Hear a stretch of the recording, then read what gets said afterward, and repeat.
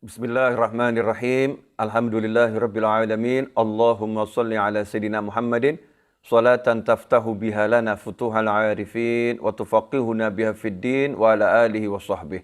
Assalamualaikum warahmatullahi wabarakatuh. Saudaraku yang dimuliakan Allah Ta'ala, alhamdulillah mulai hari ini kita akan buat kajian baru tentang petuah-petuah hikmah dari para ulama. Saya kasih nama Orang Bijak Berkata. Ya, Orang Bijak Berkata. Ini dari buku saya yang lama. Salah satu buku saya berjudul Orang Bijak Berkata. Isinya adalah kumpulan ucapan-ucapan hikmah dari para ulama-ulama terdahulu yang insya Allah penuh dengan barokah dan manfaat. Saya tidak akan bacanya urut, tapi saya akan mengambilnya acak. Insya Allah apa yang ada dalam buku tersebut bisa menjadi nasihat buat diri kita, sehingga dalam kehidupan dunia ini kita semakin baik, semakin manfaat, akhirnya pun ujungnya sukses di akhirat, dan kita selamat dan bahagia di dunia. Amin, Allahumma amin. Pada episode kali ini kita akan belajar tentang permisalan mukmin di dunia. Permisalan mukmin di dunia. Ini merupakan nasihat Sayyidina Salman Al-Farisi radhiyallahu anhu. Beliau berkata, sebagaimana disebutkan oleh Abu Ya Said Muhammad bin Ali Al-Maliki dalam kitabnya Al-Mukhtar min Kalamil Akhyar, halaman 55, beliau berkata, Salman Al-Farisi radhiyallahu anhu, ilmu itu luas. Ilmu itu luas, sedangkan umur kita pendek.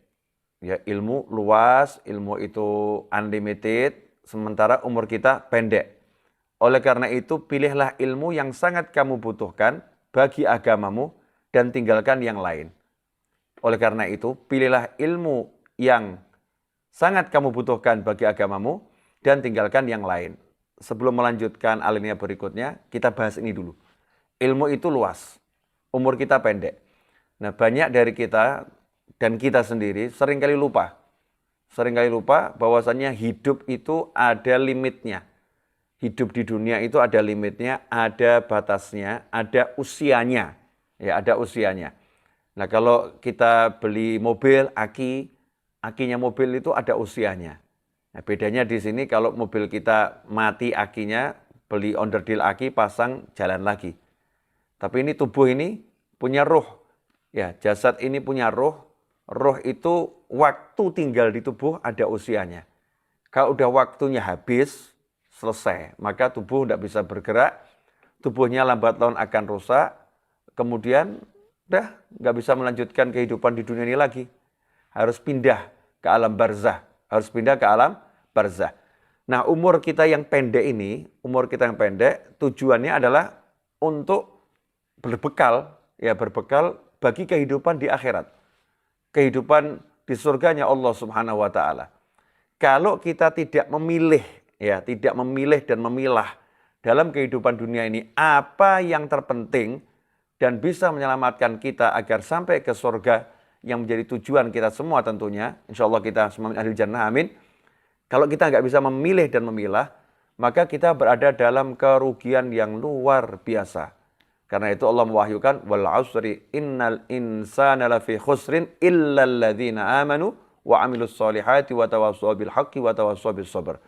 Allah sudah menjelaskan bahwasanya manusia itu sungguh demi Allah, demi masa, demi waktu, manusia hidup dalam keadaan merugi kecuali orang yang beriman, beramal soleh, dan saling menasehati, ya, wa tawassaw bil haqqi, dalam kebenaran dan kesabaran. Karena itu ikhwani rahimakumullah, biar kita selamat, maka kita harus betul-betul buat skala prioritas. Prioritas tertinggi itu apa toh dalam kehidupan ini? Tentunya tidak ada lain selamat. Nah, kalau pengen selamat bekalnya ilmu. Lah karena ilmu itu banyak, maka ya pilih yang bisa menyelamatkan di dunia dan menyelamatkan di akhirat. Manfaat untuk agama kita, untuk kelangsungan hidup kita dunia dan akhirat.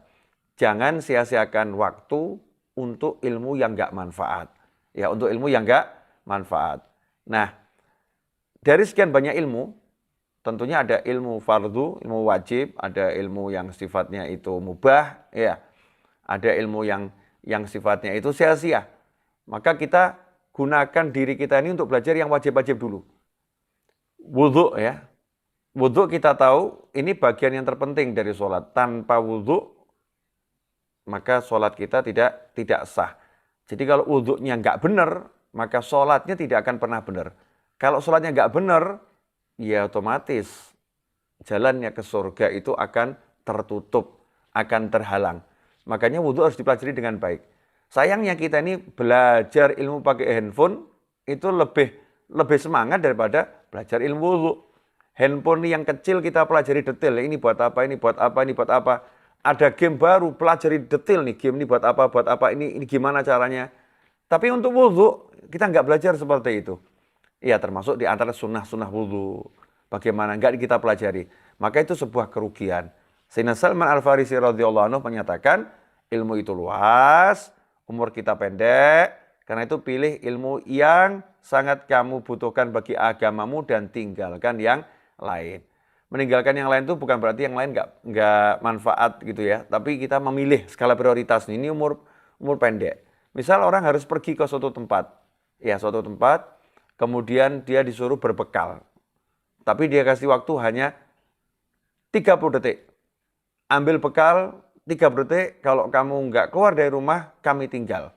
Dan tidak ada kendaraan lain, tidak ada kesempatan lain. Pasti 30 detik itu dia pikirkan betul-betul apa yang kira-kira urgent untuk dibawa. Apa yang paling penting untuk dibawa. Nah, kita nggak tahu waktu kita berapa detik dalam kehidupan dunia ini, maka tiap detik manfaatkan untuk kehidupan akhirat. Itu nasihat yang pertama. Kemudian yang kedua, perumpamaan seorang mukmin di dunia ini adalah seperti seorang pasien di tangan perawatan dokternya. Perumpamaan seorang mukmin di dunia ini adalah seperti seorang pasien di tangan perawatan dokternya. Ketika si pasien menginginkan sesuatu, sang dokter melarangnya. Setelah dia sembuh, barulah sang dokter mengizinkannya. Begitu pula seorang mukmin, terkadang ia menginginkan sesuatu yang dimiliki orang lain, tetapi Allah tidak mewujudkan keinginannya tersebut, hingga dia meninggal dunia dan masuk surga. Sebab kalau diberikan di dunia akan membuat dia tersesat. Nah ini banyak mungkin ada orang yang bertanya-tanya, kenapa sampai sekarang hajat saya belum terpenuhi, belum terkabulkan, keinginan saya kok belum saya dapatkan, ya. Nah itu karena Allah sayang, ya karena Allah sayang. Dokter yang sayang sama pasiennya, maka dokter tadi kalau tahu pasiennya penyakitnya A, dia pengen buah A atau dia pengen makanan A, ya, kalau dikasih tambah sakit, maka walaupun pasiennya minta, dokternya melarang, ya, dan tidak dikasih sama dokternya. Biar apa? Biar pasiennya sembuh dan tidak sakit. Begitu pula kita, dalam kehidupan dunia ini mungkin kita banyak keinginan yang sebagian diwujudkan oleh Allah Ta'ala. Mungkin ada keinginan-keinginan kita yang sampai saat ini belum terwujud. Karena itu kalau ada seperti itu jangan keluh kesah, prasangka baik. Oh mungkin ini termasuk keinginan yang kalau diberikan di dunia justru bawa ke neraka. Membuat kita menjadi hidupnya nggak benar di dunia dan nggak benar di akhirat. Karena Allah sayang, makanya sama Allah tidak dikasih di dunia, tapi disimpankan di akhirat. Ya disimpankan di akhirat. Karena itu sampai ada ulama-ulama itu yang nanti di akhirat ada umat Islam, mukminin mukminat, yang di akhirat dia itu menyesal karena doanya terkabul. Menyesal karena doanya terkabul. Ketika dia mengetahui ada banyak nikmat yang Allah berikan kepadanya, yang sebetulnya dia tidak punya amalan yang menghasilkan nikmat tersebut.